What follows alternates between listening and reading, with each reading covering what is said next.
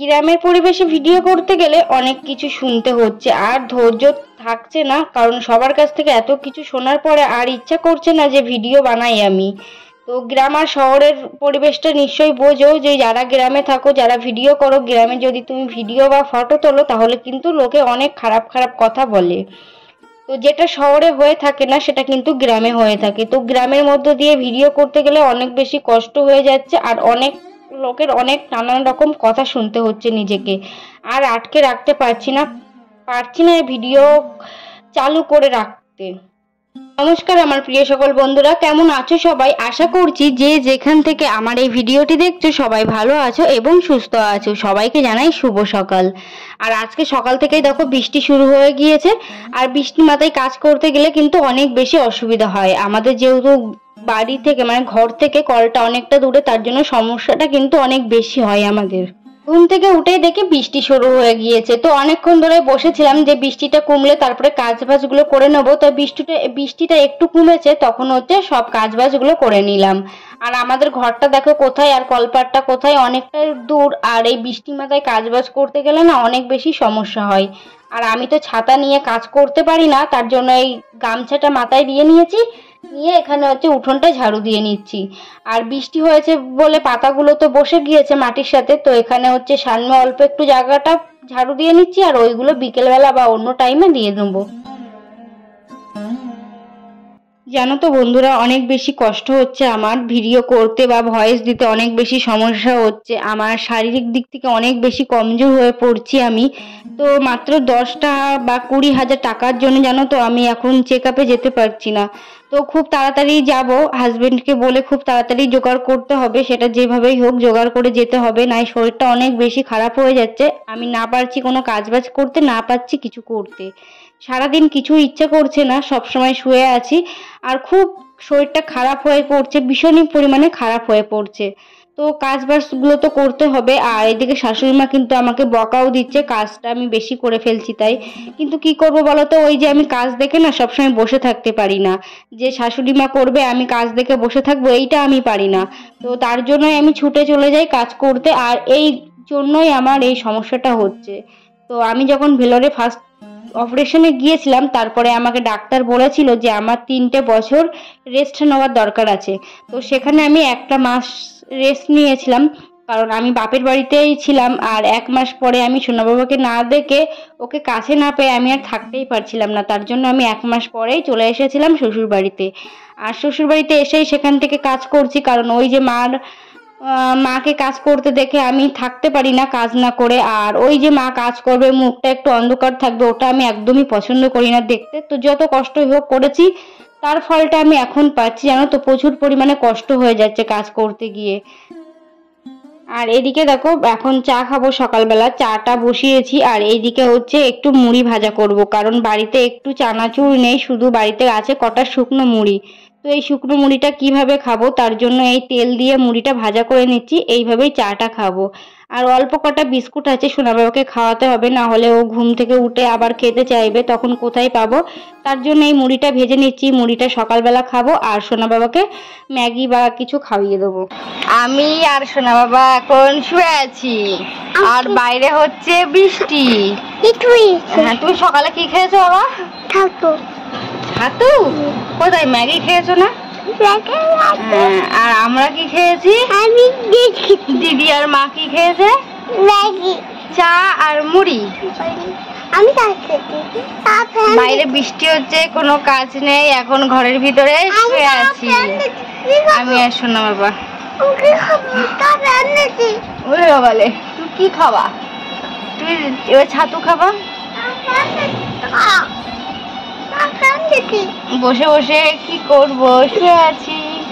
আর এখানে হচ্ছে দেখো মা কতগুলো কানা বেগুন খুঁটে নিয়ে এসেছে। কানা মানে এখানে পোকা যে বেগুনগুলো হয় না, সেইগুলো। মা গিয়েছিল ছাগলের জন্য ঘাস কাটতে, তো মাঠে দেখে এসে যে এই বেগুনগুলো সব ফেলে দিয়েছে, তো সেখান থেকে এই বেগুনগুলো খুঁটে এনেছে, এনে এইগুলো হচ্ছে রান্না করে খাওয়া হবে আর কি। যে সাইডে পোকা আছে সেই দিকটা বাদ দিয়ে যে দিকটা ভালো আছে সেই দিকটা খেতে হবে। তো গ্রামের পরিবেশে না অনেক কষ্ট করে সংসারটা চালাতে হয় আমাদের, প্রচুর কষ্ট হয়ে যায়।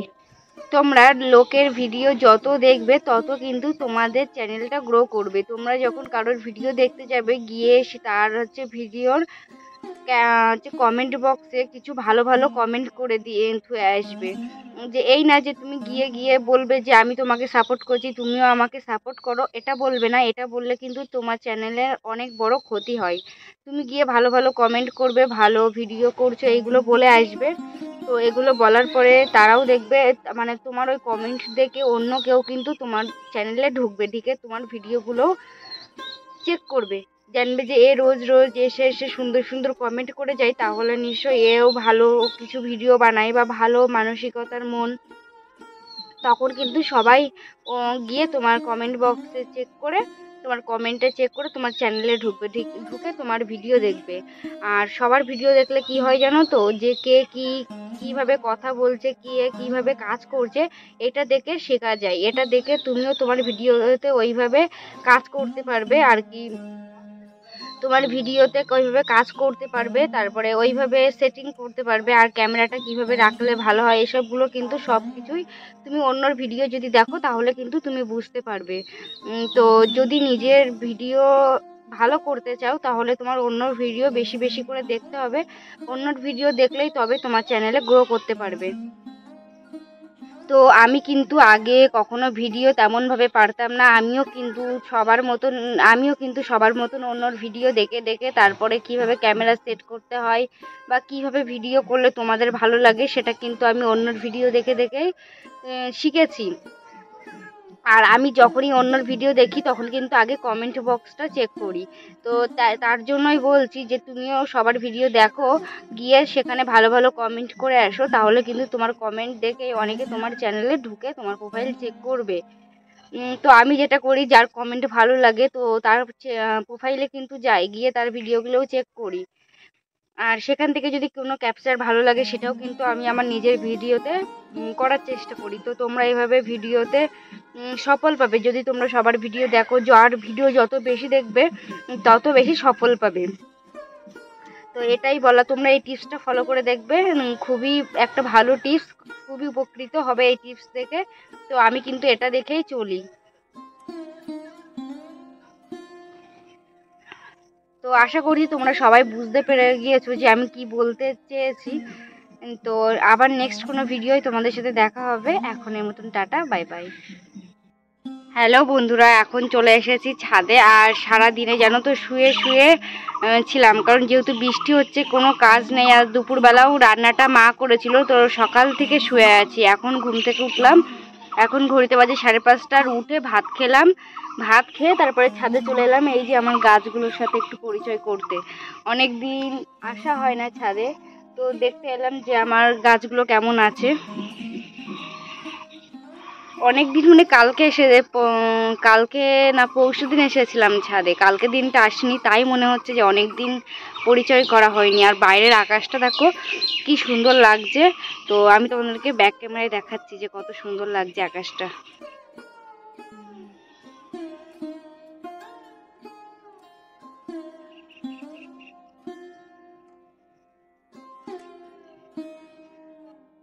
দেখলেই কত সুন্দর লাগছে আকাশটা। আর আমি এরকম বাইরে মানে ছাদের উপরে, যেহেতু আমাদের একটা কাঁঠাল গাছ আছে, তো সেই কাঁঠাল গাছের তলায় বসে আছি আর কিছু কমেন্টের উত্তর দিচ্ছিলাম। তো একটা কমেন্ট দেখলাম যে একজন লিখেছে, একটা দিদি ভাই, যে তোমার ভিডিও না দেখলে আমার ভালো লাগে না দিদি ভাই, আমি তোমার ভিডিওর অপেক্ষা করি।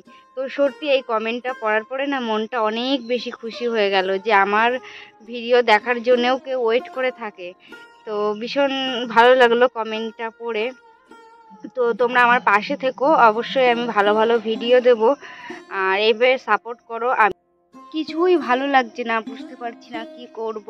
তো তার জন্যই চলে এলাম ছাদে, এসে কিছুক্ষণ বসে থাকি। আর তারপরে নিচে যাব, নিচে গিয়ে উঠোনটায় ঝাড়ু দিতে হবে। আজকে সকালবেলা তো সব উঠোনটায় ঝাড়ু দিতে পারিনি, কারণ সকালবেলা বৃষ্টি হয়েছিল, অল্প কি 7 মেটা ঝাড় দিয়েছিলাম। তো এখন যেহেতু বৃষ্টি হচ্ছে না, তো ঝাড়ুটা দিয়ে নিই উঠোনটা, না হলে যে পাতাগুলো আছে না, যদি আবার রাত্রে বৃষ্টি হয় পাতাগুলো আবার বসে যাবে। তো তাড়াতাড়ি নিচে যাই, গিয়ে তারপরে উঠোনটা ঝাড়ু দিয়ে নিই। আর মা এখন গিয়েছে সোনা বাবাকে নিয়ে রাস্তায় একটু হাঁটতে। তো বৃষ্টি হচ্ছে তো সারাদিনে কেউ এখনো বাইরে থেকে বেরোতে পারিনি। মারাও চলে গেল রাস্তার দিকে সোনা বাবাকে নিয়ে, আর আমিও চলে এলাম ছাদে একটু এই খোলা আকাশের নিচে বসতে কিছুক্ষণ সময়, তাহলে মনটাও ভালো লাগবে। আর একটু স্যাড সং শুনবো। আমার স্যাড সং তো ভীষণ ভালো লাগে, সেটা দুঃখের সময় হোক বা খুশির সময় হোক।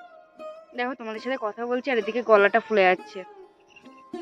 তো একটু এইখানে একটু স্যাড সং শুনবো, তো ভীষণ ভালো লাগবে। একটু তার সাথে অনেক কিছুই মনের কষ্টগুলো প্রকাশ করব।